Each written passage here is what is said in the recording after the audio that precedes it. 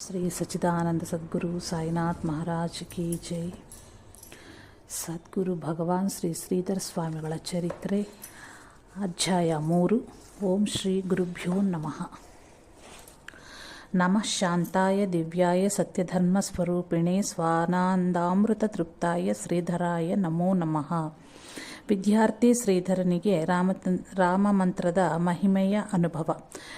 ಶಾಂತಿಸಾಗರನಾದ ಶ್ರೀಧರನು ಹೈದರಾಬಾದಿನ ವಿವೇಕವರ್ಧಿನಿ ಎಂಬ ಶಾಲೆಗೆ ಸೇರಿದರು. ಶಾಲೆಗೆ ಹೋಗಲು ಪ್ರಾರಂಭದಲ್ಲಿ ಸ್ವಲ್ಪ ಕಿರಿಕಿರಿ ಮಾಡಿದನು. ತಿಂಡಿ ತಿನಿಸುಗಳ ಆಶೆ ತೋರಿಸಿ ಉಪಾಯ ಮಾಡಿ ಕಳುಹಿಸಿದ್ದರು. ಕೆಲವೇ ದಿನಗಳಲ್ಲಿ ಸ್ವಲ್ಪವೇ ವಿದ್ಯೆಯಲ್ಲಿ ಅಭಿರುಚಿ ಹತ್ತಿದಾಗ ಎಲ್ಲರಿಗಿಂತ ತಾನೇ ಮುಂದಾಗಿ ಶಾಲೆಗೆ ತಪ್ಪದೆ ಹೋಗತೊಡಗಿದನು. ಶ್ರೀಧರನು ಉಷಃಕಾಲದಲ್ಲೇ ಎದ್ದು ಪ್ರಾತಃ ವಿಧಿಗಳನ್ನು ಮುಗಿಸಿ ನಾಮಸ್ಮರಣೆ, ಸ್ತೋತ್ರ ಪಠನ, ದಂಡ ನಮಸ್ಕಾರಗಳನ್ನು ಒಂದು ದಿನವೂ ತಪ್ಪದಂತೆ ನಡೆಸಿಕೊಂಡು ಬರುತ್ತಿದ್ದನು. ಶಾಲೆಯ ಅಭ್ಯಾಸದೊಂದಿಗೆ ಕಥಾಶ್ರವಣ, ಸತ್ಸಂಗ ಮತ್ತು ದೇವಸ್ಥಾನಗಳಿಗೆ ಹೋಗಿ ದೇವರಿಗೆ ನಮಸ್ಕಾರ ಮಾಡಿ ಬರುವುದು ದೈನಂದಿನ ಕಾರ್ಯಕ್ರಮ ಆಗಿತ್ತು. ಶಾಲೆಯ ಪಾಠದಲ್ಲಿ ಶ್ರೀಧರನು ಮುಂಚೂಣಿಯಲ್ಲಿ ಇದ್ದಂತೆಯೇ ಆಟಗಳಲ್ಲೂ ಎಲ್ಲರಿಗಿಂತ ಮುಂದಿರುತ್ತಿದ್ದನು.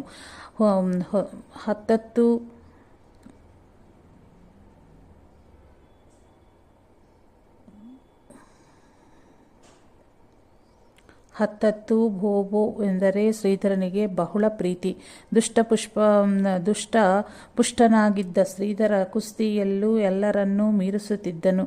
ಹೀಗಾಗಿ ಶ್ರೀಧರ ಎಂದರೆ ಜೊತೆಗಾರಿಗೆ ಬಹಳ ಅಚ್ಚುಮೆಚ್ಚು.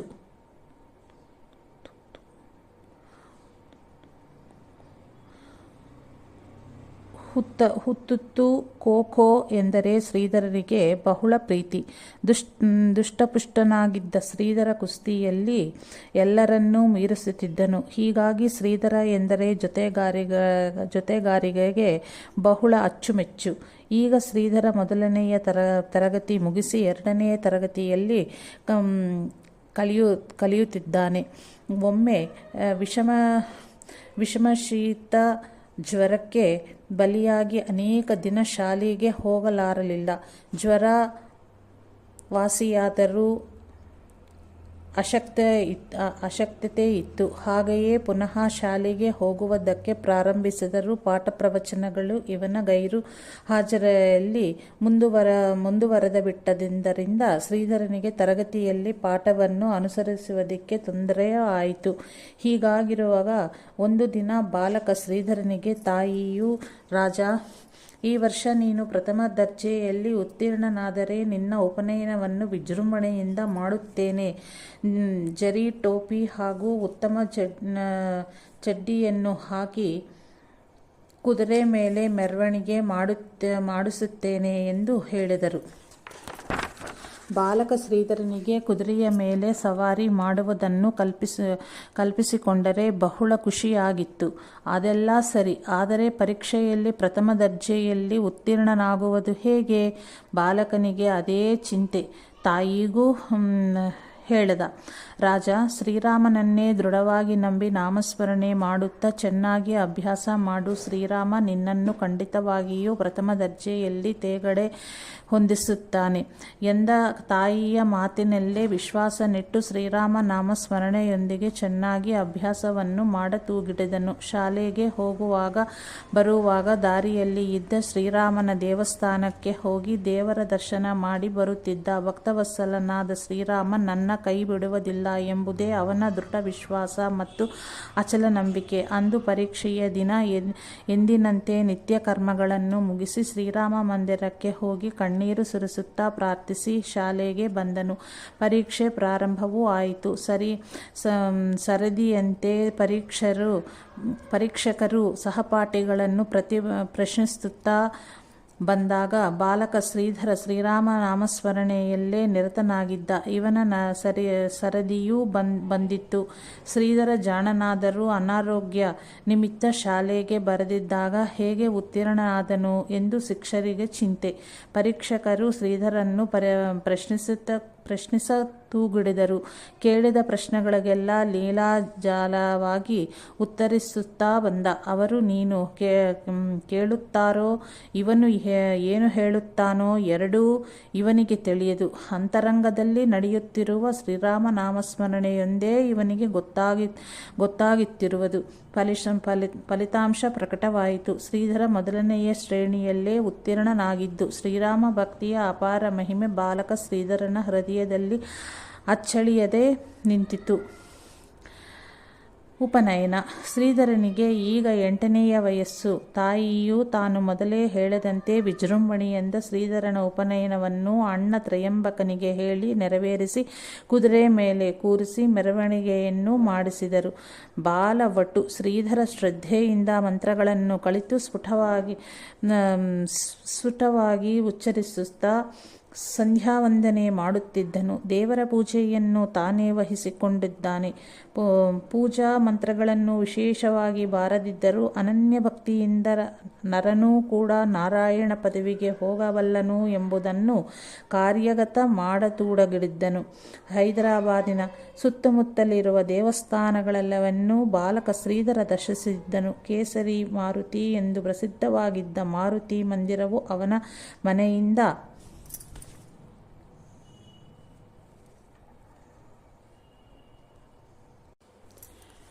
7-8 ಮೈಲಿ ದೂರದಲ್ಲಿದ್ದ ಖೈತರಾಬಾದಿನಲ್ಲಿ ಇತ್ತು. ಆಗಾಗ ಶ್ರೀಧರ ಕಾಲ್ನಡಿಗೆಯಿಂದಲೇ ಅಲ್ಲಿಗೆ ಹೋಗಿ ಬರುತ್ತಿದ್ದನು. ಹರಿಕಥೆ, ರಾಮಾಯಣ, ಮಹಾಭಾರತ, ಭಾಗವತ, ಸಂತರ ಚರಿತ್ರೆ ಮುಂತಾದ ಸತ್ಸಂಗಕ್ಕೆ ತಪ್ಪಿಸಿಕೊಳ್ಳುತ್ತಿರಲಿಲ್ಲ. ಅಕ್ಕ ಗೋದಾವರಿ ಎಂದರೆ ಶ್ರೀಧರನಿಗೆ ಬಹಳ ಪ್ರೀತಿ. ಆಕೆ ತವರು ಮನೆಗೆ ಬಂದಳೆಂದರೆ ಬಾಲಕ ಶ್ರೀಧರ ಶಾಲೆಗೆ ಚಕ್ಕರ್ ಹಾಕುತ್ತಿದ್ದನು. ಅಮ್ಮ ನೋಡೆ, ನನಗೇನು ಆಗುತ್ತಿದೆ, ಬಾಯಲ್ಲಿ ನೀರು ಬರುತ್ತದೆ ಎಂದು ನೆಪ ಹೇಳಿ ತಾಯಿಯನ್ನು ಮರಳು ಮಾಡಿ ಶಾಲೆಗೆ ತಪ್ಪಿಸಿಕೊಳ್ಳುತ್ತಿದ್ದ. ಒಮ್ಮೆ ಶ್ರೀಧರ ಚಿಂತಕುಂಟದಲ್ಲಿದ್ದ ಅಕ್ಕನ ಮನೆಗೆ ಹೋಗಿದ್ದ. ತಮ್ಮನ ಜಾಣ್ಮೆಯ ಬಗ್ಗೆ ಅಕ್ಕ ಗೋದಾವರಿಗೆ ಬಹಳ ಹೆಮ್ಮೆ. ರಾಜ, ನೀನು ತುಂಬ ಜಾಣ. ನಿನ್ನ ಜಾಣ್ಮೆಯನ್ನು ಪ್ರಯೋಗಿಸಿ ಈ ದಿನ ಮಧ್ಯಾಹ್ನದ ಒಳಗೆ ಈ ಊರಲ್ಲೆಲ್ಲ ನಿನ್ನ ಕೀರ್ತಿಯ ಹರಡುವಂತೆ ಯಾವುದಾದರೂ ಉಪಾಯವನ್ನು ಮಾಡು ನೋಡೋಣ ಎಂದು ಅಕ್ಕ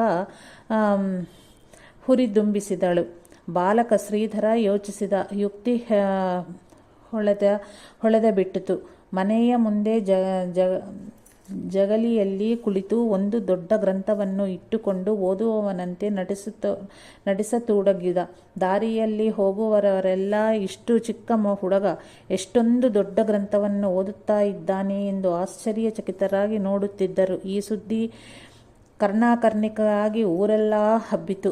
ಅಕ್ಕ ಗೋದಾವರಿ ಸಂತಸದಿಂದ, ರಾಜ, ಎಷ್ಟು ಜಾಣನಪ್ಪ ನೀನು! ಮಧ್ಯಾಹ್ನದೊಳಗೆ ಎಂತಹ ಉಪಾಯವನ್ನು ಮಾಡಿ ಊರೆಲ್ಲ ಕೀರ್ತಿಯನ್ನು ಸಂಪಾದಿಸಿಬಿಟ್ಟೆ ಎಂದು ವಾತ್ಸಲ್ಯದಿಂದ ತಮ್ಮನ್ನು ಬಿಗದಪ್ಪಿದಳು. ಗೋದಾವರಿಯ ಮೈದುನ ಶ್ರೀಧರನಿಗೆ ಬಂಧುವಷ್ಟೇ ಅಲ್ಲದೆ ಗೆಳೆಯನಂತೆಯೂ ಇದ್ದನು. ಆತನ ವಿವಾಹ ನಿಶ್ಚಯವಾಗಲು ಅಕ್ಕ ಗೋದಾವರಿಯು ತಮ್ಮ ಶ್ರೀಧರನ್ನು ವಿವಾಹ ಸಮಾರಂಭಕ್ಕೆ ಕರೆದೊಯ್ದಳು. ಆ ಗಿಜಿಗುಟ್ಟುವ ಶುದ್ಧ ಲೌಕಿಕ ವಾತಾವರಣ ಶ್ರೀಧರನಿಗೆ ಹಿಡಿಸಲಿಲ್ಲ. ತನ್ನನ್ನು ಊರಿಗೆ ಕಳುಹಿಸುವಂತೆ ಮದುವಣಿಗನನ್ನು ಕೇಳಿಕೊಂಡ. ಅದಕ್ಕೆ ಆತನು, ನೀನು ಹೋದರೆ ನನಗೆ ಇಲ್ಲಿ ಜೊತೆಗೆ ಯಾರೂ ಇಲ್ಲ, ಎಲ್ಲರೂ ಹೊಸಬರು. ಇಲ್ಲಿನ ಕೆಲಸ ಮುಗಿದ ಮೇಲೆ ಹೋಗೋಣ ಎಂದನು. ತನಗಿಂತ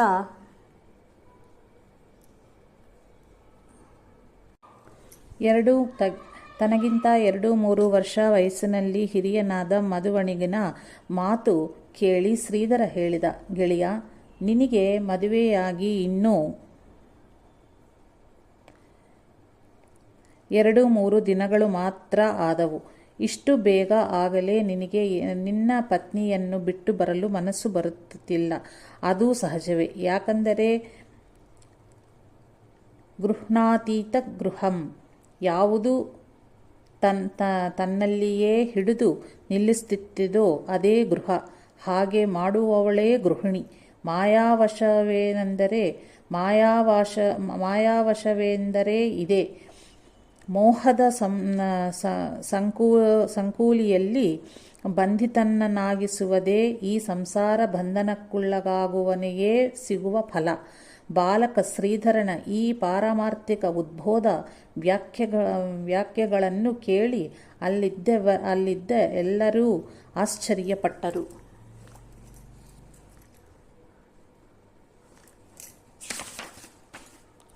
ಶ್ರೀಧರ ಶಾಲೆಗೆ ಹೋಗುವುದರ ಜೊತೆಗೆ ಮನೆಯಲ್ಲಿ ತಾಯಿಗೆ ಮತ್ತು ಅಣ್ಣ ತ್ರಯಂಬಕರಿಗೆ ಕೆಲಸಗಳಲ್ಲಿ ನೆರವಾಗುತ್ತಿದ್ದನು.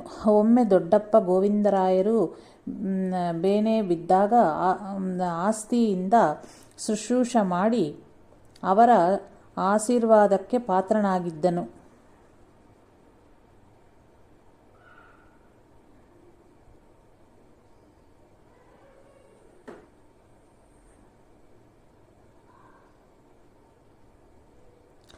ಅಷ್ಟೇ ಅಲ್ಲದೆ ದೀನದಲಿತರ ಸೇವೆ, ರೋಗಿಗಳ ಸೇವೆ ಮಾಡುವುದರೆಲ್ಲರೂ ಹಿಂದೆ ಬೀಳುತ್ತಿರಲಿಲ್ಲ. ಶ್ರೀಧರನ ಉಪನಯನದ ನಂತರ ಕಾರಣಾಂತರದಿಂದ ಪೀಲಾಖಾನೆಯಲ್ಲಿದ್ದ ಮನೆಯನ್ನು ಬಿಟ್ಟು ಶಂಕರ ದೇವಾಲಯದ ಸಮೀಪದಲ್ಲಿ ಮನೆ ಮಾಡಿದರು. ಈ ದೇವಾಲಯದ ಸಮೀಪದಲ್ಲಿ ಒಂದು ಮಾರುತಿಯ ಗುಡಿಯೂ ಔದುಂಬರ ವೃಕ್ಷವೂ ಇದ್ದವು.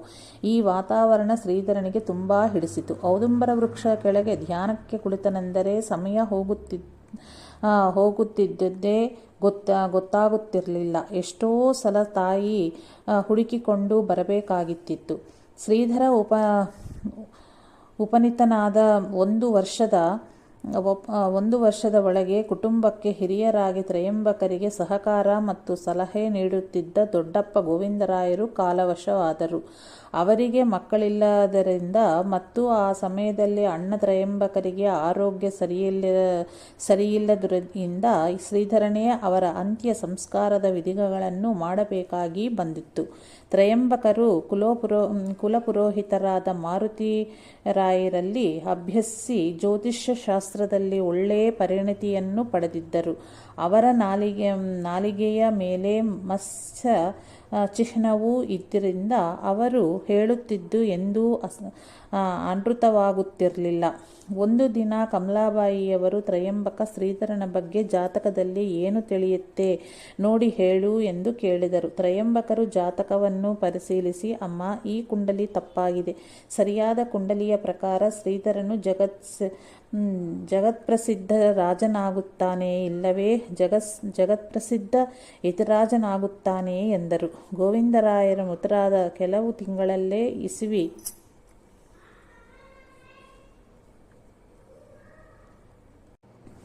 1917ನೇ ಇಸ್ವಿಯಲ್ಲಿ ಇನ್ಫ್ಲೂಯೆಂಜಾ ಭಾರತದೆಲ್ಲ ಹರಡಿತ್ತು. ಹೈದರಾಬಾದಿನ ಬಹಳ ಮಂದಿ ಈ ರೋಗಕ್ಕೆ ಬಲಿಯಾದರು.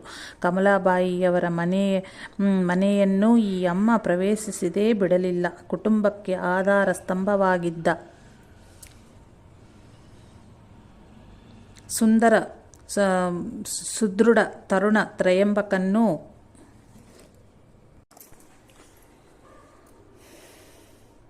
ಕುಟುಂಬಕ್ಕೆ ಆಧಾರ ಸ್ತಂಭವಾಗಿದ್ದ 25-26 ವರ್ಷದ ಸುಂದರ ಸುದೃಢ ತರುಣ ತ್ರಯಂಬಕನ್ನು ಶಾಲಿವಾಹನ ಶಕ 1839 ಪಿಂಗಳನಾಮ ಸಂವತ್ಸರದ ಭಾದ್ರಪದ ತ್ರಯೋದಶಿ ಎಂದು ಇಸವಿ 1907 ಈ ಬೇನೆ ಬಲಿ ತೆಗೆದುಕೊಂಡು ಹೋಯಿತು. ಕಮಲಾಬಾಯಿಯವರ ಶೋಕಕ್ಕೆ ಪಾರವೇ ಇಲ್ಲದಂತಾಯಿತು. ಪುತ್ರಶೋಕಂ ನಿರಂತರಮಾ. ಅದರಲ್ಲೂ ಮನೆಯೇ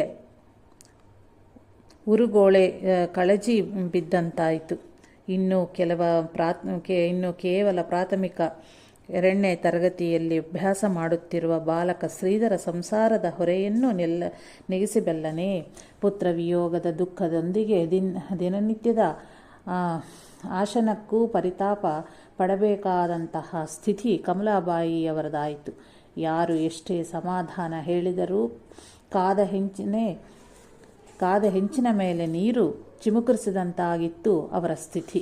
ಒಂದು ದಿನ ಕಣ್ಣೀರುಡುತ್ತಾ ತಾಯಿಯನ್ನು ಕಂಡು ಬಾಲಕ ಶ್ರೀಧರನ ಆಂತರ್ಯಲ್ಲಿದ್ದ ವೈಚಾರಿಕ ಸ್ಫೂರ್ತಿಯ ಸೆಲೆ ಉಕ್ಕಿರಿತು. ಕಪಿಲನಾಮದ ಪರಮಾತ್ಮನು ತನ್ನ ತಾಯಿಯನ್ನು ಸಂತೈಸಿದಂತೆ ಶ್ರೀಧರನು, ಅಮ್ಮ, ನೀನು ಯಾತಕ್ಕಾಗಿ ಅಳುತ್ತಿದ್ದೆ ಎಂದು ವಿಚಾರ ಮಾಡಿ ನೋಡು. ಯಾವುದರ ಪ್ರೀತಿಗಾಗಿ ನೀನು ಸಂತಾಪ ಪಡುತ್ತಿರುವೆಯೋ ಅದು ಆತ್ಮಸ್ವರೂಪವಾಗಿದ್ದು ಜನನ ಮರಣ ರಹಿತವಾಗಿದೆ. ಜನನ ಮತ್ತು ಮರಣ ಶರೀರದ ಧರ್ಮಗಳಾಗಿವೆ. ಈ ಶರೀರವು ಪಂಚಭೂತಾತ್ಮಿಕ ಆಗಿದೆ. ಜನನವೆಂದರೆ ಪರಮಾತ್ಮನ ವಿಚಿತ್ರ ಶಕ್ತಿಯಿಂದ ಪಂಚಭೂತಗಳು ಒಂದೆಡೆ ಸೇರಿ ಒಂದು ಆಕಾರಕ್ಕೆ ಬರುವುದು. ಮರಣವೆಂದರೆ ಒಂದು ಗೂಡಿನಿಂದ ಪಂಚಭೂತಗಳು ವಿಭಜನೆಯಾಗಿ ಪುನಃ ಆಯಾ ಪಂಚ ಮಹಾಭೂತಗಳಲ್ಲಿ ವಿಲೀನವಾಗುವುದು. ಅಮ್ಮ, ನಿನಗೆ ಆಗಲೇ ಹೇಳಿದಂತೆ ಈ ಜನನ ಮರಣ ಧರ್ಮಾತ್ಮಕವಾದಂತಹ ಶರೀರವು ಅನಿತ್ಯವಾಗಿದೆ.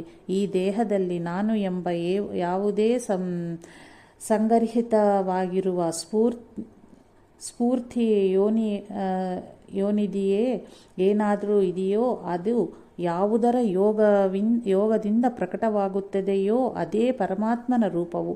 ಅದು ನಿತ್ಯವೂ ಅವಿನಾಶಿಯೂ ಆಗಿದೆ.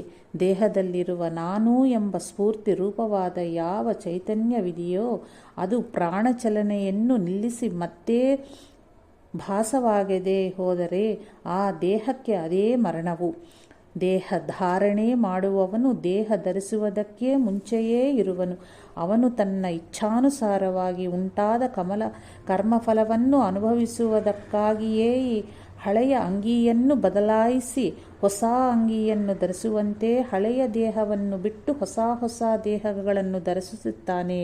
ಇದನ್ನೇ ಶ್ರೀಕೃಷ್ಣ ಪರಮಾತ್ಮನು ಭಗವದ್ಗೀತೆಯಲ್ಲಿ ಹೀಗೆ ಹೇಳಿದ್ದಾನೆ.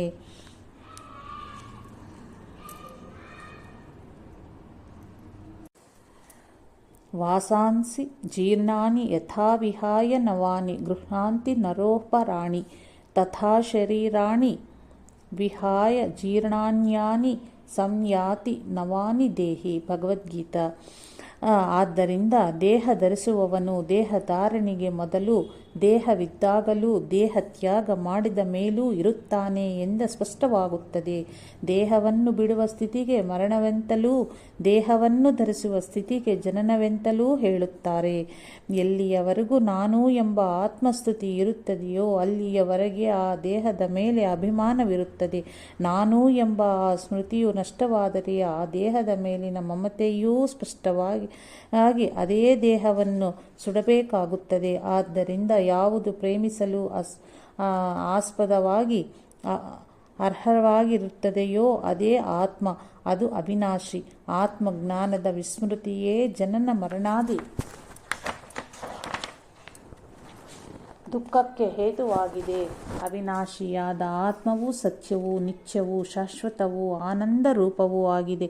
ಆದ್ದರಿಂದ ಯಾರಿಗೂ ಜನನ ಮರಣಗಳೇ ಇಲ್ಲ. ಅಮ್ಮ, ನೀನು ಜನನ ಮರಣ ರಹಿತ ಆನಂದ ರೂಪವೆಂದೇ ತಿಳಿ.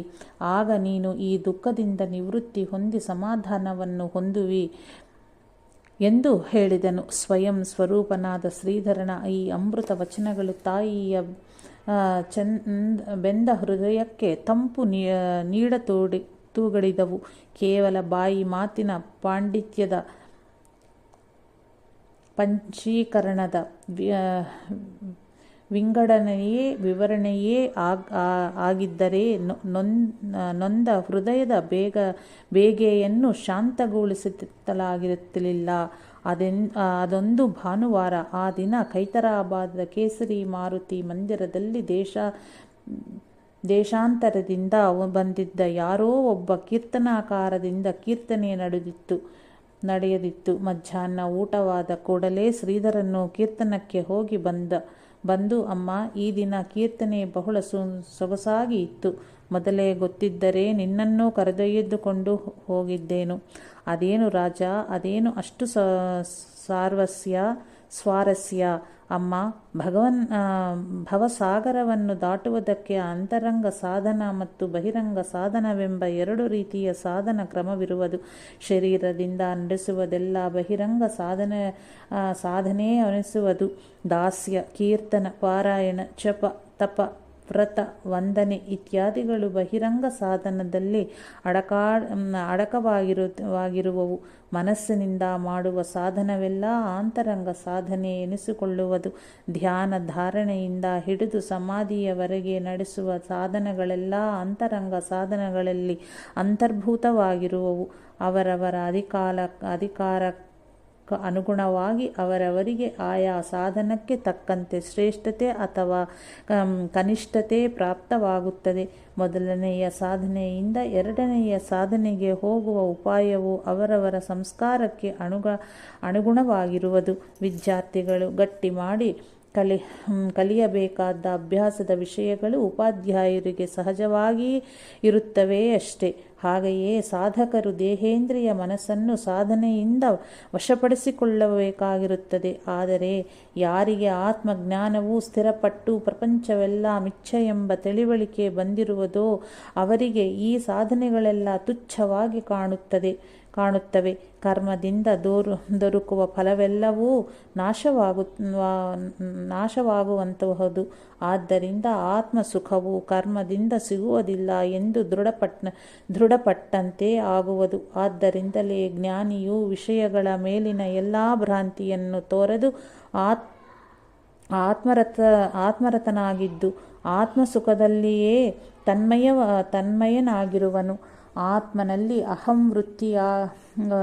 ಅಹಂವೃತ್ತಿಯಾಗಲಿ ಅಥವಾ ಯಾವುದೇ ಕಲ್ಪನೆಯಾಗಲಿ ಇರುವುದಿಲ್ಲ.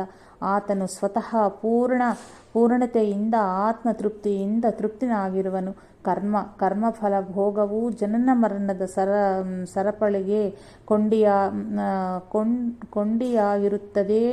ಆದ್ದರಿಂದ ಜ್ಞಾನಿಯೂ ಕರ್ಮದಿಂದ ಅಲಿಪ್ತನಾಗಿರುತ್ತಾನೆ. ವಿವೇಕಿ ಸಾಧಕನು ಆತ್ಮ ಸುಖದ ಹೊರತಾಗಿ ಎಲ್ಲವನ್ನೂ ನಿಷ್ಪ್ರಯೋಜಕವೆಂದು ತಿಳಿಯುತ್ತಾನೆ. ಭೋಕ್ತೃತ್ವದಿಂದ ಬಂಧನವು ಪ್ರಾಪ್ತವಾಗಿ ಸ್ವಸ್ವರೂಪದ ವಿಸ್ಮೃತಿಯುಂಟಾಗಿ ದೇಹಾತ್ಮ ಬುದ್ಧಿಯುಂಟಾಗುವುದು. ಅದರಿಂದ ಮಿಥ್ಯ ಪ್ರಪಂಚದ ಮೋಹವು ಹೆಚ್ಚಾಗಿ ನಿಜ ಸುಖದಿಂದ ವಂಚಿತನಾಗಬೇಕಾಗುತ್ತದೆ. ಚಿತ್ತಸ್ಯ ಶುದ್ಧಯೇ ಕರ್ಮ, ಅಂದರೆ ಕರ್ಮವು ಚಿತ್ತ ಶುದ್ಧಗಾಗಿ ಕರ್ಮವಾಗಿ ಮಾಡಿದ ಬಹಿರಂಗ ಸಾಧನೆಯಿಂದ ಯಾರು ಅಂತರಂಗ ಸಾಧನೆಯನ್ನು ಪ್ರಾಪ್ತ ಮಾಡಿಕೊಂಡಿರುವರೋ ಅಂಥವರಿಗೆ ಸರ್ವತ್ಯಾಗವೇ ಶ್ರೇಷ್ಠವು. ಜ್ಞಾನಿಯು ಮಾಡುವ ಉಪಾಸನೆಯೂ ಕೂಡ ಆತ್ಮರೂಪವಾಗಿರುತ್ತದೆ. ಯಾವ ಕ್ರಿಯೆಯನ್ನು ಆಚರಿಸಿದರೂ ಸ್ವಸ್ವರೂಪದ ಭಿನ್ನತ್ವದ ಭಾವನೆಯೂ ಅವನಿಗೆ ಉಂಟಾಗುವುದಿಲ್ಲ. ಅವನ ಚಿತ್ತವು ಅರಕ್ಷಣವೂ ಆತ್ಮರೂಪದಿಂದ ವಿಚಲಿತವಾಗುವುದಿಲ್ಲ. ಆತನ ಚಿಂತನ ರಹಿತ ಸ್ಥಿತಿಯು ಧ್ಯಾನವಾಗಿಯೂ ಕರ್ಮತ್ಯಾಗವೂ ಆವಾಹನವಾಗಿಯೂ ನಿಶ್ಚಯ ಜ್ಞಾನವೂ ಆಸನವಾಗಿಯೂ ಮನಸ್ಸನ್ನು ದೇವನಲ್ಲಿ ನೆಲೆಗೊಳಿಸುವುದೇ ಪೂಜೆಯಾಗಿಯೂ ಇರುವುದು. ಮನಸ್ಸನ್ನು ಸಂಪೂರ್ಣವಾಗಿ ಲಯಗೊಳಿಸುವುದೇ ಆತ್ಮದೇವನ ಅರ್ಘ್ಯವಾಗಿರುವುದು. ಆತ್ಮಾನಂದ ವೃತ್ತಿಯೇ ಆತನ ಸ್ನಾನವು. ಏಕಮೇವಾದ್ವಿತೀಯಂ ಎಂಬ ನಿಶ್ಚಯವೇ ಆತ್ಮನಿಗೆ ಗಂಧವು, ಜ್ಞಾನವೇ ಪುಷ್ಪವಾಗಿಯೂ, ಅಕ್ಷರಾತ್ಮವೇ ಅಕ್ಷತೆಯಾಗಿಯೂ, ಜ್ಞಾನಾಗ್ನಿಯೂ ಧೂಪವಾಗಿಯೂ, ಜ್ಞಾನಭಾಸ್ಕರನ್ ದೀಪವಾಗಿಯೂ, ಸ್ವಾನಂದಾಮೃತವೇ ನೈವೇದ್ಯವಾಗಿಯೂ ಇರುವುದು. ಸ್ವಸ್ವರೂಪದಲ್ಲಿ ನಿಷ್ಠೆಯಿಂದ ಇರುವುದೇ ಪ್ರದಕ್ಷಿಣೆಯು. ಸೋಹಂ ಎನ್ನುವುದೇ ನಮಸ್ಕಾರವು. ಮಹಾಮೌನವೇ ಸ್ತುತಿಯಾಗಿರುವುದು. ಈ ರೀತಿ ಆತ್ಮ ಸ್ವರೂಪದಲ್ಲಿ ನಿಂತು ಉಳಿದೆಲ್ಲವನ್ನೂ ತ್ಯಾಗ ಮಾಡುವುದೇ ಆತನ ಶ್ರೇಷ್ಠವಾದ ಪೂಜಾ ಸಮರ್ಪಣೆಯಾಗಿರುವುದು. ಇಂತಹವನು ಯಾವಾಗಲೂ ಅಖಂಡ ಆನಂದ ಸ್ವರೂಪದಲ್ಲಿ ದೇದೀಪ್ಯಮಾನನಾಗಿರುವನು ಎಂದು ಪ್ರಬೋಧಕವಾಗಿ ಹೇಳಿದರಮ್ಮ. ಕೀರ್ತನಾಕಾರರ ಪ್ರವಚನದ ಸಾರಾಂಶದ ಕಥನ ಶ್ರೀಧರರಿಂದ ತಾಯಿಯ ಮುಂದೆ ಈ ರೀತಿ ಸಾಗಿತ್ತು.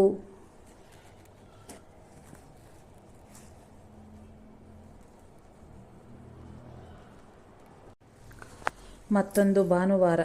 ಶಾಲೆಗೂ ಬಿಡುವು. ಎಂದಿನಂತೆ ಶ್ರೀಧರ ನಾಯಕರ ರಾಮಮಂದಿರಕ್ಕೆ ಹೋದವನು ದಾಸಬೋಧದ ವಿಷಯವಾಗಿ ಅಲ್ಲಿ ನಡೆಯುತ್ತಿದ್ದ ಪ್ರವಚನವನ್ನು ಕೇಳುತ್ತಾ ಕುಳಿತುಬಿಟ್ಟನು. ಆಗಲೇ ಸಂಜೆಯಾಗಿಬಿಟ್ಟಿತ್ತು. ತಡವಾಗಿ ಬಂದ ಮಗನನ್ನು ತಾಯಿ ಕೇಳಿದರು, ರಾಜ, ಯಾಕಿಷ್ಟು ತಡೆ ಆಯಿತು? ಹೊತ್ತಿಗೆ ಸರಿಯಾಗಿ ಬರಬಾರದೇನು? ಅಮ್ಮ, ಈ ದಿನ ನಾಯಕರ ರಾಮಮಂದಿರದಲ್ಲಿ ಪುರಾಣಿಕರು ಸ್ವಾರಸ್ಯವಾಗಿ ದಾಸಬೋಧದ ಮೇಲೆ ಹೇಳುತ್ತಿದ್ದರಮ್ಮ, ಅದಕ್ಕೆ ತಡೆ ಆಯಿತು. ಏನು ರಾಜ, ಏನು ಹೇಳಿದರು?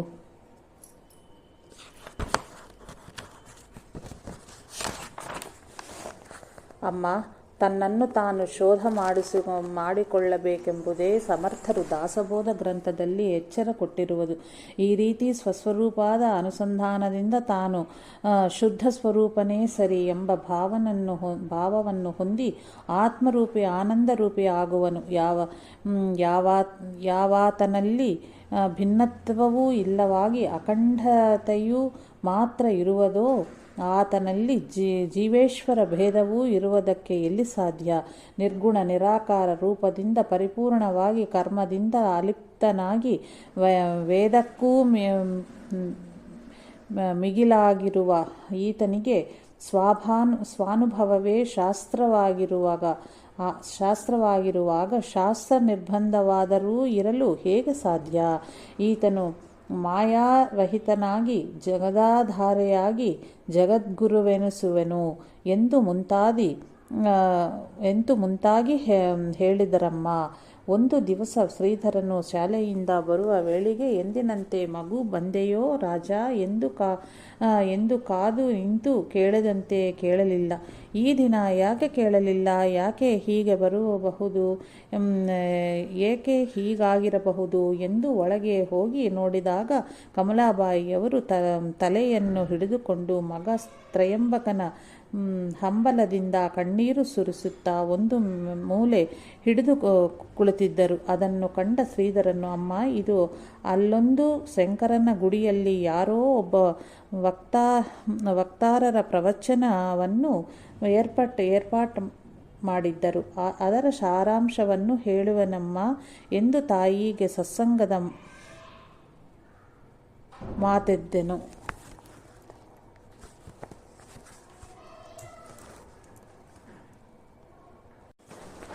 ಕಮಲಾಬಾಯಿಯವರು, ಅದೇನು ಹೇಳಪ್ಪ, ಪಾಠ, ಪ್ರವಚನ, ಪುರಾಣ, ಕೀರ್ತನೆ ಎಲ್ಲವನ್ನೂ ಕೇಳಿಯ ನಮ್ಮ ಹಣೆ ಬರಹ ಇಷ್ಟಾಯಿತು ಎಂದು ಇನ್ನಷ್ಟು ದುಃಖಿಸಪಡದಳು. ಆಗ ತಾಯಿಯ ಮಗ್ಗಳಲ್ಲೇ ಕುಳಿತು ಶ್ರೀಧರನು, ಹಾಗಂದರೆ ಏನಮ್ಮ, ತತ್ವವಿಚಾರಗಳನ್ನು ಕೇಳಿದ್ದಕ್ಕೆ ನಿನಗೆ ಈ ರೀತಿ ಆಳುತ್ತಾ ಕೊಡುವ ಪ್ರಸಂಗ ಒದಗಿತೇ? ಇದೆಂಥ ಮಾತಮ್ಮ? ನಿನ್ನ ಅಳುವಿನ ಕಾರಣವನ್ನು ನಾನು ಅರಿತಿರುವೆನು. ಅಮ್ಮ, ಈ ಜಗತ್ತಿನಲ್ಲಿ ಶಾಶ್ವತವೆನ್ನುವುದು ಯಾವುದೂ ಇಲ್ಲ, ಯಾರಿಗೂ ಇಲ್ಲ. ಪ್ರತಿಯೊಬ್ಬರಲ್ಲೂ ತಮ್ಮ ತಮ್ಮ ಸ್ವಾರ್ಥತೆಯೇ ತುಂಬಿದ್ದು. ಅದಕ್ಕಾಗಿಯೇ ಪ್ರಯತ್ನಶೀಲರಾಗುವರು. ಅವನವನ ಕರ್ಮದ ಫಲದಂತೆ ಇಲ್ಲಿ ಜನ್ಮ ತಾಳುವನು ಮತ್ತು ಇಲ್ಲಿ ಮಾಡಿದ ಕರ್ಮದ ಫಲದೊಂದಿಗೆ ಈ ದೇಹವನ್ನು ಇಲ್ಲಿಯೇ ಬಿಟ್ಟು ಹೋಗುವನು. ಕಾಲಕ್ಕೆ ತುತ್ತಾಗುವನು. ಬರಬೇಕಾದರೆ ಅಂದರೆ ಹುಟ್ಟುವಾಗ ಯಾರ ಜೊತೆಗೆ ಯಾರು ಬಂದಿದ್ದರು ಮತ್ತು ಹೋಗಬೇಕಾದರೆ ಯಾರ ಜೊತೆಗೆ ಯಾರು ಬರುತ್ತಾರೆ? ಧನವು ಭೂಮಿಯಲ್ಲೂ, ಪಶುಗಳು, ಕೊಟ್ಟಿಗೆಗಳಲ್ಲೂ, ಹೆಂಡತಿಯು ಮನೆಯು ಬಾಗಿಲವರೆಗೂ, ಇಷ್ಟಮಿತ್ರ, ಬಂಧು ಬಾಂಧವರು, ಸ್ಮಶಾನದವರೆಗೂ, ಈ ದೇಹವು ಚಿತೆಯವರೆಗೂ ಬರುವುದಲ್ಲದೆ ಮುಂದೆ ಇವನ ಜೊತೆಗೆ ಹೋಗಲಾರವು. ಕೇವಲ ತಾನು ಮಾಡಿದ ಧರ್ಮ ಕರ್ಮಗಳೊಂದಿಗೆ ಜೀವನೊಬ್ಬನೇ ಪರಲೋಕ ಮಾರ್ಗದಲ್ಲಿ ತೆರಳುವನು. ಆದರೂ ಅಮ್ಮ, ನೀನು ಪ್ರತಿನಿತ್ಯವೂ ಮನೋಬೋಧದಲ್ಲಿದ್ದದ್ದನ್ನು ಹೇಳುತ್ತಿರುವೆಯಲ್ಲ. ಎಂಬಂತೆ ಒಬ್ಬನು ಸತ್ತಾನೆಂದರೆ ಅವನಾಗಿ ಇನ್ನೊಬ್ಬನು ಶೋಕ ಪಡುವನು. ಆದರೆ ತಾನು ಹೀಗೆ ಒಂದು ದಿನ ಸಾಯುವನಿದ್ದಾನೆ ಎಂದು ಅವನು ತಿಳಿಯುವುದಿಲ್ಲ. ಈ ಸ್ಥಿತಿಯಿಂದಾಗಿ ಸಂಸಾರದಲ್ಲಿ ಲೋಭ, ಅತೃಪ್ತಿ, ಕ್ಷೋಭಗಳು ಹೆಚ್ಚಾಗಿ ಪುನಃ ಪುನಃ ಜನ್ಮ ಮರಣಗಳನ್ನು ಹೊಂದುತ್ತಿರುವನು. ಇದನ್ನೇ ಮಹಾಭಾರತದಲ್ಲಿ ಯಕ್ಷನ ಪ್ರಶ್ನೆಗೆ ಧರ್ಮರಾಯನು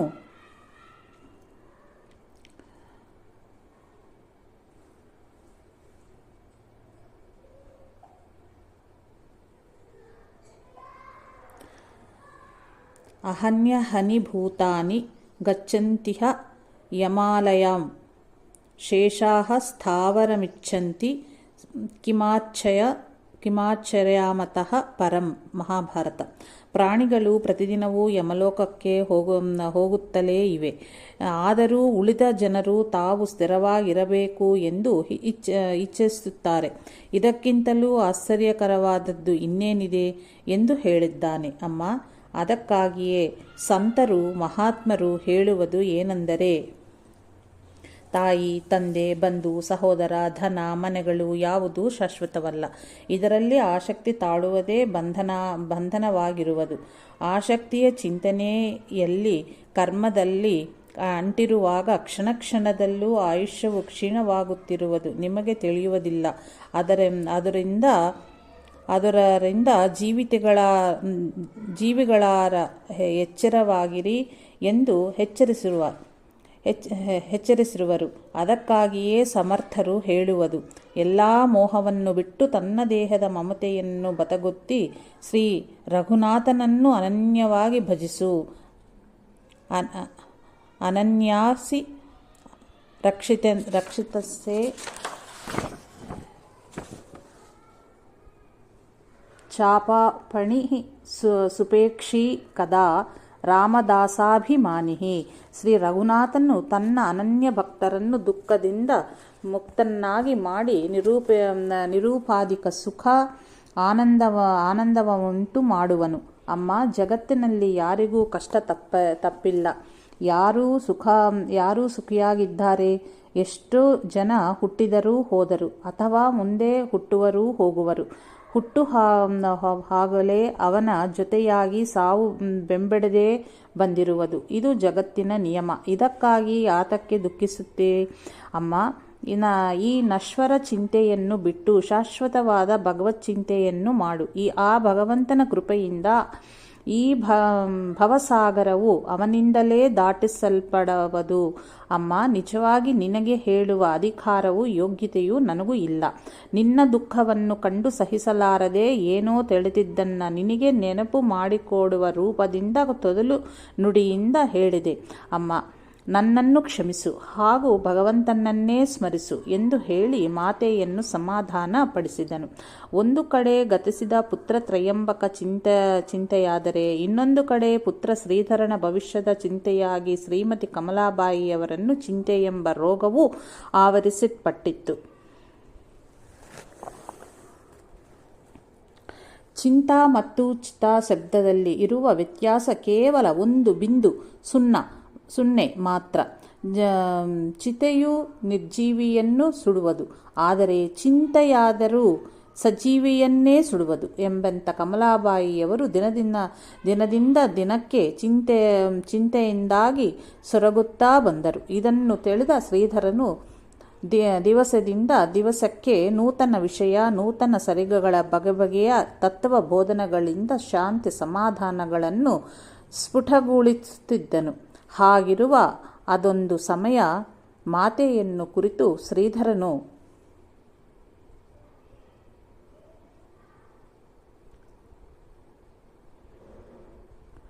ಭಗವಂತನಾದ ನನ್ನಲ್ಲಿಯೇ ನಿನ್ನ ಮನಸ್ಸು ಬುದ್ಧಿ ಇಡು, ವಿಶ್ವಾಸ ನೀಡು.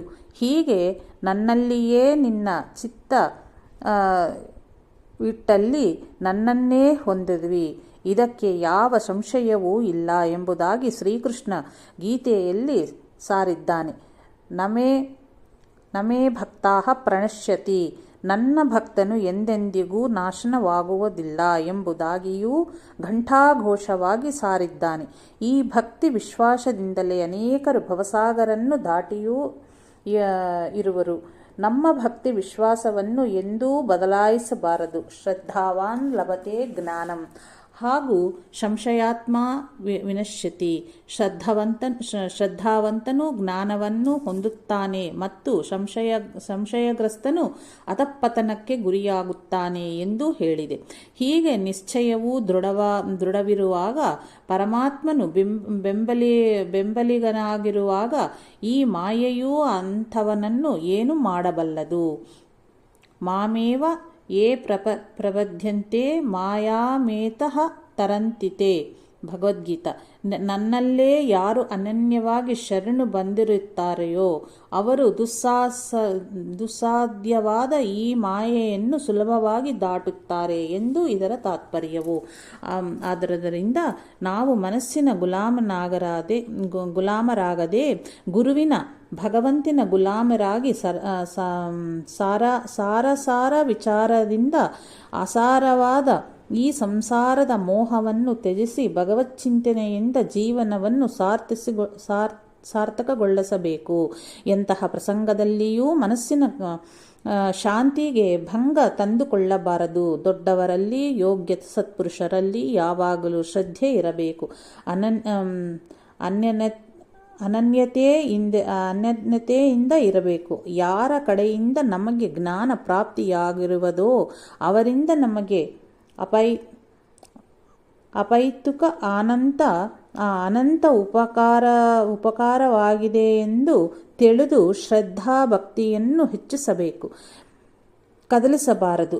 ಪ್ರೇಮದಿಂದಲೇ ಪ್ರೇಮವನ್ನು ಬೆಳೆಸಿಕೊಂಡು ತನ್ನ ಉದ್ಧಾರವನ್ನು ತಾನೇ ಮಾಡಿಕೊಳ್ಳಬೇಕು. ಹೀಗೆ ಗುರು ಪರಮಾತ್ಮನ ಮೇಲೆ ಪೂರ್ಣ ಶ್ರದ್ಧಾ ಭಕ್ತಿಯನ್ನಿಟ್ಟು ಅನೇಕರು ಪರಮಪದದ ಪ್ರಾಪ್ತಿಯನ್ನು ಹೊಂದಿದಿರುವರು ಎಂಬುದಾಗಿ ನಿನ್ನೆ ಮಠಕ್ಕೆ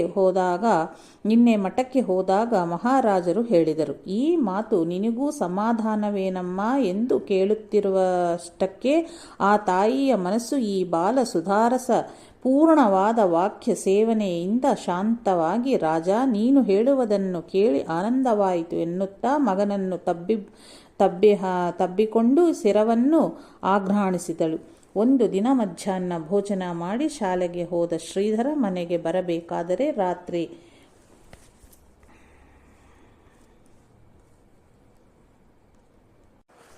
ರಾತ್ರಿ 8 ಗಂಟೆ ಮೇಲಾಗಿತ್ತು. ಅಂದು ನಾಯಕರ ರಾಮಮಂದಿರದಲ್ಲಿ ಕೀರ್ತನ ನಡೆದಿತ್ತು.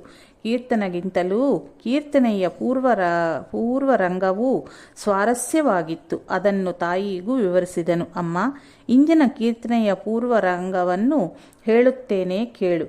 ಆಯುಹು ಪಲ್ಲವ ಕ್ರೋಣಾಗ್ರ ಲಂಬಾಂಬು ಕ್ಷಣ ಭಂಗುರಃ. ಜೀವಿಗಳ ಆಯುಷ್ಯವೆಂಬುದು ಎಲೆಯ ತುದಿಯಲ್ಲಿ ಜೋತಾಡುತ್ತಿರುವ ನೀರಿನ ಬಿಂದುವಿನ ಹಾಗೆ ಕ್ಷಣಿಕವಾಗಿದೆ. ಇದರಲ್ಲಿ ಕಾಲ ಅಂದರೆ ಮೃತ್ಯು ಎಂಬ ಒಬ್ಬ ಕಿರಾತ. ಆತ 84 ಲಕ್ಷ ಯೋನಿಗಳಲ್ಲಿ ಉದ್ಭವಿಸುವ ಜೀವಗಳೆಂಬ ಕಾಡು ಮೃಗಗಳನ್ನು ಬೇಟೆಯಾಡುವುದಕ್ಕಾಗಿ ಹೊರಟವನಾಗಿ ಶಬ್ದ, ಸ್ಪರ್ಶ, ರೂಪ, ರಸ, ಗಂಧಗಳೆಂಬ 5 ಜಾತಿಯ ಗಿಡ, ಮರ, ಬಳ್ಳಿ, ಹುಲ್ಲು ಕಲ್ಲುಗಳಾಗಿರುವ ನಿಬಿಡವಾದ ಸಂಸಾರವೆಂಬ ಅಡವಿಯ ಸುತ್ತಲೂ ಧರ್ಮ, ಕರ್ಮ, ರೀತಿ, ನೀತಿಗಳೆಂಬ ಭದ್ರವಾದ ಕೋಟೆಯನ್ನು ನಿರ್ಮಿಸಿ ಕೊಂಡಿರುತ್ತಾನೆ. ಈ ಕೋಟೆಯನ್ನು ಅತಿಕ್ರಮಿಸಿ ಯಾವ ಪ್ರಾಣಿಯೂ ಹೊರಗೆ ಹೋಗುವಂತಿಲ್ಲ. ಈ ಕೋಟೆಗೆ ಜನನ ಮರಣಗಳೆಂಬ 2 ದ್ವಾರಗಳಿದ್ದು ಅಲ್ಲಿ ಹೊಂಚು ಹಾಕಿ ಕುಳಿತಿದ್ದಾನೆ. ಆಶೆ ಎಂಬ ಹಗ್ಗದಿಂದ ತಯಾರಿಸಲ್ಪಟ್ಟ ಬಿಲ್ಲಿನ ಹೆದೆಯನ್ನರಿಸಿ ಪಾಪ ಪುಣ್ಯಗಳೆಂಬ ಬಾಣಗಳನ್ನು ಹೊಡಿಸಿಕೊಂಡು ಗುರಿಯಿಟ್ಟು ಕುಳಿತಿದ್ದಾನೆ. ಕಡಿದಾದ ಆ ದಾರಿಯಲ್ಲಿ ಅವಿದ್ಯಾರೂಪ ಹಗ್ಗದಿಂದ ರಚಿಸಿದ ಮಾಯಾಮಮಕ್ತಗಳೆಂಬ ಬಳೆಯನ್ನು ಇದೇ ಕಾಡಿನ ತುಂಬಾ ಬಿಸಿ ಹರಡಿಟ್ಟು ಕುಳಿತಿದ್ದಾನೆ. ಕಾಮ, ಕ್ರೋಧ, ಲೋಭ, ಮೋಹ, ಮದ, ಮಾತ್ಸರ್ಯೆಂಬಗಳ ಬೇಟೆ ನಾಯಿಗಳನ್ನು ಸಾಕಿದ್ದು ಅವುಗಳನ್ನು ಬೇಟೆಗಾಗಿ ಕಾಡನ್ನು ಶೋಧಿಸುವುದಕ್ಕಾಗಿ ದಿಕ್ಕು ದಿಕ್ಕಿಗೂ ಭೂಮಾಡಿ ಅಟ್ಟಿರುತ್ತಾನೆ. ಅವು ಜೀವ ಕೋಟಿಯೊಳಗಣ ಸ್ಥಾವರ ಜಂಗಮವೆಂಬ ಈ ಕಾಡು ಪಶುಗಳನ್ನು ಅರಿಸಿ ಬೆನ್ನಟ್ಟಿ ಈ ಮಾಯಾಬಳಿಯಲ್ಲಿ ಕೆಡವಿ ಬಿಡುವವು. ಒಮ್ಮೆ ಹಾಗೆ ಬಿದ್ದವೆಂದರೆ ತೀರಿತು. ಅಹಂಕಾರ ಮಮಕಾರಗಳೆಂಬ ಕೋಣಿಯೊಳಗೆ ಲೋಭ ಮೋಹಗಳೆಂಬ ಹಗ್ಗವನ್ನಿಟ್ಟು ರಚಿಸಿದ ಆ ಬಲೆಯ ಬಾಯಿಯನ್ನು ಬಂಧಿಸಿ ಬಿಟ್ಟನೆಂದರೆ ಅದರೊಳಗೆ ಸಿಕ್ಕುಬಿದ್ದ ಪ್ರಾಣಿಗಳು ಇನ್ನೆಲ್ಲೂ ಹೋಗಲಾರವು. ಆದರೆ ಆ ನಾಯಿಗಳ ಕಾಟದಿಂದಾಗಿ ದಿಕ್ಕೆಟ್ಟು ಓಡುತ್ತಾ ಇದ್ದ ಈ ಮೃಗಗಳು ಹೊರಬಿದ್ದು ಹೋಗಲಾಸ್ಪದವಿಲ್ಲದೆ ಈ ವ್ಯಾಧನ ಕಡೆಗೆ ಬರುತ್ತಲಿರುವವು. ಹಾಗೆ ಬರುತ್ತಲಿರುವುದನ್ನು ಕಂಡ ಮಾತ್ರಕ್ಕೆ ಕೃತಕರ್ಮ ಫಲಗಳ ಪಾಪ ಪುಣ್ಯಗಳೆಂಬ ಆ 2 ಬಾಣಗಳಲ್ಲಿ ಒಂದನ್ನು ಗುರಿಯಿಟ್ಟು ಹೊಡೆದನೆಂದರೆ ಬಿರುಸುದಿಂದ ಬಂದ ಬಾಣವು ಇವನ್ನು ಅಪ್ಪಳಿಸಿ ಬಿಡುವುದು. ಆ ಒತ್ತಡಕ್ಕೆ ಸಿಕ್ಕಿದ ಈ ಜೀವಿಯನ್ನು ಮರಣದ್ವಾರದಲ್ಲಿ ನುಸುಳಿಸಿ ಬಿಡುವುದು. ಅಂತಹ ನೋವನ್ನು ತಾಳಲಾರದೆ ರೋಧಿಸುತ್ತಾ ಉರುಳುರುಳಿ ಹೋಗುತ್ತಾ ಕೊನೆಗೆ ಜನನ ದ್ವಾರದಿಂದ ಮತ್ತೆ ಒಳನುಗ್ಗಬೇಕಲ್ಲದೆ ಬೇರೆ ಗತ್ಯಂತರವೇ ಕಾಣಿಸುವುದು. ಪುನರಪಿ ಜನನಂ ಪುನರಪಿ ಮರಣಂ ಪುನರಪಿ ಜನನೀ ಜಠರೇ ಶಯನಂ ಇಹ ಸಂಸಾರೇ ಖಲು ದುಸ್ಸಾರೆ ಕೃಪಾಯಾಪಾರೆ ಪಾಹಿ ಮುರಾರೆ ಭಜ ಗೋವಿಂದಂ ಗೋವಿಂದಂ ಭಜ ಮೂಢಮತೆ. ರಾಟೆಯ ಚಕ್ರದೋಪಾದಿಯಲ್ಲಿ ಜನನ ಮರಣ ಚಕ್ರದಲ್ಲಿ ಸ್ತುತಿ ಸೂಲಬೇಕಲ್ಲದೆ ಈ ಭವವೆಂಬ ರಣಾಂಗದಲ್ಲಿ ಗೆಲುವು ದೊರೆಯದು. ಗೆಲುವನನ್ನು ಬಯಸುವವರು ಭಜಗೋವಿಂದಂ ಆ ಭವ ವೈರಿಯಾದ ಪರಮಾತ್ಮನ ಕೃಪಾ ಕಟಾಕ್ಷದ ಸಾರಥ್ಯವನ್ನು ಪಡೆದು ಆತನ್ನಾಮವೆಂಬ ಬಾಣದ ಅನುಸಂಧಾನಗೈದು ಅದರ ಬಲದಿಂದ ಜಯಶಾಲಿಗಾಗಬೇಕು ಎಂದು ಬಾಯಿಯಿಂದ ಹೇಳುತ್ತಾ ಕುಳಿತರೆ ಆಗುವುದೇ?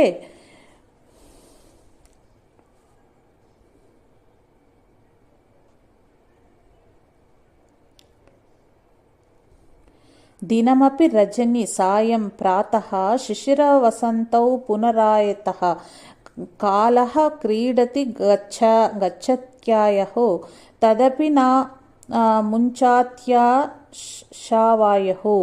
ಹಗಲು ರಾತ್ರಿ ಸಾಯಂಕಾಲ ಪ್ರಾತಃಕಾಲ ಗಳಿಗೆ ವಾರ ಪಕ್ಷ ಮಾಸ ಋತು ಆಯನ ಪರುಷಗಳೆಂಬ ಅರಗಳಿಂದ ಕೂಡಿದ ಆಯನ ವರ್ಷಗಳೆಂಬ ಅರೆಗಳಿಂದ ಕೂಡಿದ ಗೋಳಾಕೃತಿಯೆಂದಿರುವ ಕಾಲಚಕ್ರವೂ ಬಿಡುವವಲ್ಲದೆ ಅವ್ಯಾಹತವಾಗಿ ಭ್ರಮಣಗೈಯುತ್ತಿದ್ದಿತು. ಆದರ ಆ ಭ್ರಮಣದ ಆಘಾತಕ್ಕೆ ಸಿಕ್ಕು ತಪ್ಪಿಸಿಕೊಳ್ಳಲಾರದೆ ಬಾಯಿ ಒದರುತ್ತಿರುವ ಎಲೈ ಜೀವಿಯೇ, ನಿನ್ನ ಈ ಮಿಥ್ಯಾಸುಖದ ಆಶೆಯು ಮತ್ತು ಹೆಚ್ಚುತ್ತಾ ಹೋಗಿ ನೀನು ಜರ್ಜರಿತನಾಗುವಲ್ಲದೆ ನಾ ಮುಂಚತಿ ಇದರಿಂದ ಬಿಡುಗಡೆಯಾಗುವುದಿಲ್ಲ. ನೀನು ಜರ್ಜರಿತನಾಗದೆ ನಿಜವಾದ ಸುಖವೂ ಬೇಕಂತಿದ್ದರೆ ಬೀಸುವ ಕಲ್ಲನ್ನು ತನ್ನ ಕಕ್ಷೆಯಲ್ಲಿ ನಿಲ್ಲಿಸುವ ಆಧಾರವಾದ ಗೂಟಿದ ಬುಡವನ್ನು ಆಶ್ರಯಿಸಿದ ಕಲ್ಲು ಎಷ್ಟೇ ತಿರುಗಾಡಿದರೂ ಹೇಗೆ ಸುರಕ್ಷಿತವಾಗಿ ಇರುವವೋ ಹಾಗೆಯೇ ಈ ಕಾಲಚಕ್ರದ ಆಧಾರ ಸ್ತಂಭವಾದ ಭಗವಂತನನ್ನು ಆಶ್ರಯಿಸಿದರೆ ಯಾವ ಭಯವೂ ಇಲ್ಲ. ಆದುದರಿಂದ ಆಪದ್ಬಾಂಧವಿಗೆ ಶರಣು ಹೋಗಿ ಆತನನ್ನು ಅನನ್ಯತಗತವಾಗಿ ಭಜಿಸುತ್ತಿರು. ಅದೊಂದೇ ನಿನಗೆ ಬಿಡುಗಡೆಯೂ ಮಾರ್ಗ. ಅವನೇ ಮೋಕ್ಷದಾತ. ಹೀಗೆ ಒಳ್ಳೆ ಹೃದಯಂಗಮವಾಗಿ ವಿವರಿಸಿದರಮ್ಮ ಎಂಬ ಶ್ರೀಧರನ ನುಡಿ ತಾಯಿಯವರಿಗೆ ಆನಂದ ನೀಡಿತು. ಕಮಲಾಬಾಯಿಯವರು ಮಗ ತ್ರಯಂಬಕನ್ನು ಕಳೆದುಕೊಂಡು ಇನ್ನೂ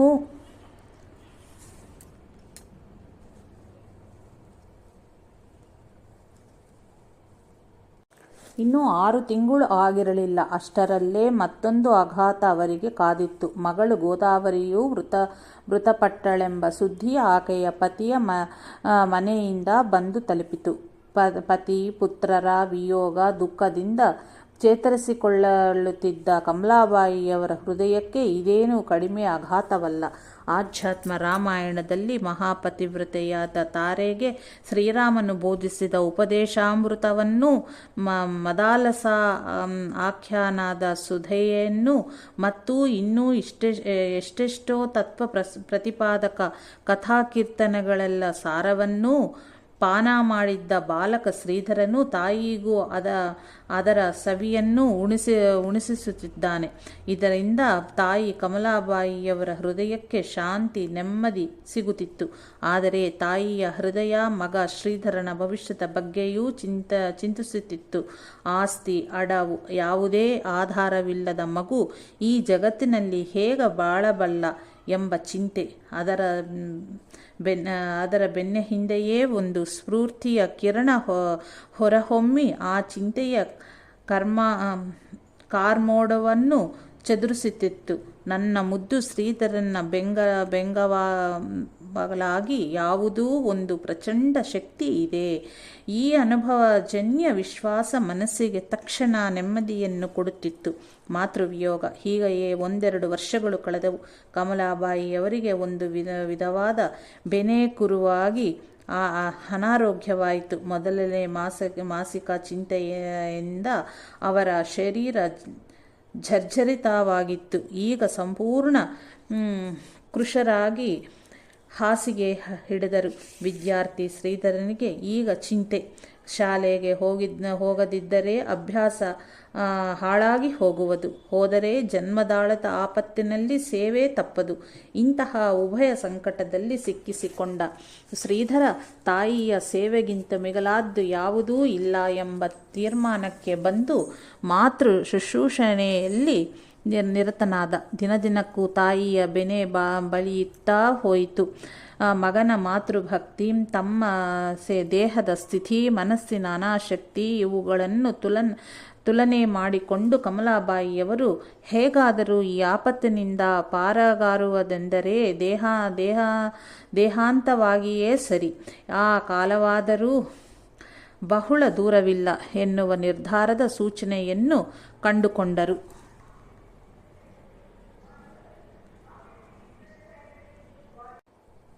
ಅಂದು ಶಾಲಿವಾಹನ ಶಕೆ 1922 ಶ್ರೀ ದುಂದುಬಿ ನಾಮ ಸಂವತ್ಸರದ ಪುಷ್ಯ ಬಹುಳ ಪಂಚಮಿ ಮತ್ತು ಶಯ್ಯೆಯಲ್ಲೇ ಮಲಗಿರುವ ತಾಯಿಯ ತಲೆಯನ್ನು ಶ್ರೀಧರ ಸವರಿಸುತ್ತಾ ಕುಳಿತಿದ್ದಾನೆ.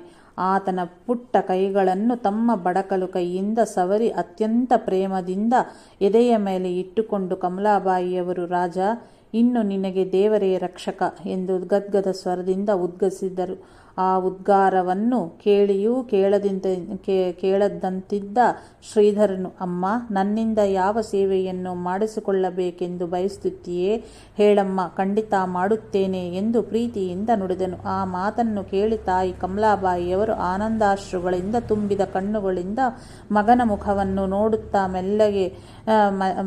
ಮೆಲ್ಲಗೆ ತಬ್ಬಿಕೊಂಡು, ಮಗು ಶ್ರೀಧರ, ನೀನು ಯಾರು, ಏನು ಎಂಬುದು ಮತ್ತು ನಮ್ಮ ವಂಶಕ್ಕೆ ಅಷ್ಟೇ ಅಲ್ಲದೆ ಜಗತ್ತಿಗೆ ಕಲ್ಯಾಣವನ್ನು ಉಂಟು ಮಾಡುವ ಯತಿ ಸಾರ್ವಭೌಮನಾಗುತ್ತೀಯೆಂಬುದು ನನ್ನ ಅಂತರಂಗಕ್ಕೆ ಅರಿವಾಗಿದೆ. ಅಣ್ಣ ತ್ರಯಂಬಕನ ವಿಯೋಗ ಕಾಲದಲ್ಲಿ ನೀನು ಬೋಧಿಸಿದ ತತ್ವಜ್ಞಾನದ ವಿಚಾರಗಳೆಲ್ಲವೂ ನನ್ನ ಹೃದಯದಲ್ಲಿ ಚೆನ್ನಾಗಿ ಬೇರೂರಿವೆ. ಅದನ್ನು ಎಂದಿಗೂ ಮರೆಯುವಂತಿಲ್ಲ. ಈಗ ಈ ವಿಷಯಗಳನ್ನು ಸ್ಮರಿಸುವುದರಿಂದ ಆನಂದವು ಉಕ್ಕರಿಸುತ್ತದೆ. ಮಗು, ನಿನ್ನ ಸೇವೆಯಿಂದ ನಾನು ತೃಪ್ತಳಾಗಿದ್ದೇನೆ. ನಿನ್ನಿಂದ ಇನ್ಯಾವ ಸೇವೆಯನ್ನು ಮಾಡಿಸಿಕೊಳ್ಳಬೇಕೆಂಬ ಬಯಕೆ ಇಲ್ಲ. ಆದರೆ ಅಂತಿಮ ಕಾಲದ ಒಂದೇ ಒಂದು ಆಸೆಯನ್ನು ನಿನ್ನಲ್ಲಿ ಹೇಳಿಕೊಳ್ಳಬೇಕನ್ನಿಸುತ್ತದೆ ಎಂದು ಹೇಳುವಾಗ ಕಫ ಸುತ್ತಿಕೊಂಡು ಬಂದು ಶ್ವಾಸೋಚ್ಛ್ವಾಸದ ಸೆಳೆತ ಜೋರಾಗಿ ಆಡುವ ವಾಕ್ಯಗಳನ್ನು ಕುಂಠಿತಗೊಳಿಸುತ್ತಿತ್ತು. ಹಾಗೆಯೇ ಸ್ವಲ್ಪ ಚೇತರಿಸಿಕೊಂಡು ಮೆಲ್ಲಗೆ, ಶ್ರೀಧರ, ನನ್ನ ಮುದ್ದು ಸಿರಧರ ಮಗು, ನೀನು ಜಗತ್ತಿನಲ್ಲಿನ ಎಲ್ಲ ಸ್ತ್ರೀಯನ್ನು ನನ್ನಂತೆಯೇ ನೋಡಿ ಅವರ ಉದ್ಧಾರವನ್ನು ಮಾಡಬೇಕು. ಈ ಮುಂದೆ ನೀನು ಮಾಡುವ ಈ ಸೇವೆಯೇ ನನ್ನ ಅಖಂಡ ಸೇವೆ. ಯಾವ ಸ್ತ್ರೀಯನ್ನಾದರೂ ಸಮತ್ವದ ದೃಷ್ಟಿಯಿಂದ ನೋಡದೆ ಶ್ರೀ ಎಂಬ ಭೇದ ಕಲ್ಪನೆಯ ದೃಷ್ಟಿಯಿಂದ ನೋಡುವುದೇ ಪರಮಾರ್ಥಕ್ಕೆ ಧಕ್ಕೆ. ಶ್ರೀಧರ, ನಿನಗೆ ನಿರ್ಗುಣ ನಿಸ್ಪೃಹ ವೃತ್ತಿಯ ಸಮತ್ವ ಭಾವನೆಯೇ ಸರ್ವ ಪ್ರಕಾರವೂ ಗೊತ್ತಿರುವುದರಿಂದ ಹೆಚ್ಚು ಹೇಳುವುದು ಏನಿದೆ? ನನಗೆ ಇನ್ನೂ ಯಾವ ಇಚ್ಛೆಯೂ ಇಲ್ಲ. ನನ್ನ ಅಂತ್ಯಕಾಲದ ಮಾತಿನಂತೆ ನಡೆದರೆ ವಂಶವು ಬೆಳೆಯುವುದು ಹೇಗೆ ಎಂದು ಜನರು ಆಡಿಕೊಳ್ಳಬಹುದು. ಆದರೆ ಅದೆಲ್ಲವನ್ನೂ ನಾನು ಚೆನ್ನಾಗಿ ಯೋಚಿಸಿಯೇ ಹೇಳುತ್ತಿದ್ದೇನೆ. ನನ್ನ ಮುಂದಿನ ಕರಳು ಕುಡಿಯನ್ನು ಜಗತ್ತಿನ ಉದ್ಧಾರ ಮಾಡಲೆಂದೇ ಭಾರತಾಂಬೆಯ ಮಡಿಯಲ್ಲಿ ಬಿಟ್ಟು ಹೋಗುತ್ತಿದ್ದೇನೆ. ನನ್ನ ಮಾತನ್ನು ನೀನು ಎಂದಿಗೂ ತೆಗೆದುಹಾಕಿಲ್ಲ,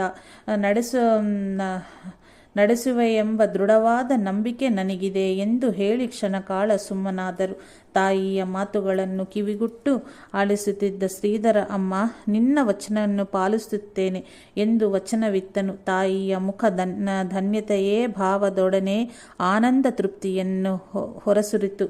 ಕಂಠಸ್ವರ ಕ್ಷೀಣವಾಗುತ್ತಾ ಬಂದಿತ್ತು. ಮೆಲ್ಲನೆ ಒಂದೊಂದೇ ಅಕ್ಷರವನ್ನು ಉಚ್ಚರಿಸುತ್ತೂಡಗಿಡಿದರು. ಶ್ರೀಧರ, ನನಗೆ ಯಾವ ಥರದ ಇಚ್ಛೆಯೂ ದುಃಖವೂ ಇಲ್ಲ. ಏನು ಹೇಳಬೇಕಾದಿದ್ದನ್ನು ಅದೆಲ್ಲನೂ ಹೇಳಿದ್ದೇನೆ. ಈಗ ನನಗೆ ಆನಂದವಾಗಿದೆ. ಅನಂತಾನಂತ ಸ್ವರೂಪದಲ್ಲಿ ಸೇರುತ್ತೇನೆ ಎಂದು ಹೇಳಿದ ಕಮಲಾಬಾಯಿಯವರು ಸ್ವಸ್ವರೂಪದಲ್ಲಿ ಲೀನನಾದರು. ಎಳೆಯ ವಯಸ್ಸಿನಲ್ಲಿಯೇ ತಾಯಿಯನ್ನು ಕಳೆದುಕೊಂಡ ಬಾಲಕ ಶ್ರೀಧರನು ಬಂಧು ಬಳಗದವರೊಡನೆ ತಾಯಿಯ ಅಂತ್ಯ ಸಂಸ್ಕಾರವನ್ನು ವಿಧಿವತ್ತವಾಗಿ ನೆರವೇರಿಸಿದನು. ನಮಃ ಶಾಂತಾಯ ದಿವ್ಯಾಯ ಸಚ್ಯ ಧರ್ಮ ಸ್ವರೂಪಿಣೆ ಸ್ವಾನಂದಾಮೃತ ತೃಪ್ತಾಯ ಶ್ರೀಧರಾಯ ನಮೋ ನಮಃ. ಸದ್ಗುರು ಭಗವಾನ್ ಶ್ರೀ ಶ್ರೀಧರಾರ್ಪಣಮಸ್ತು.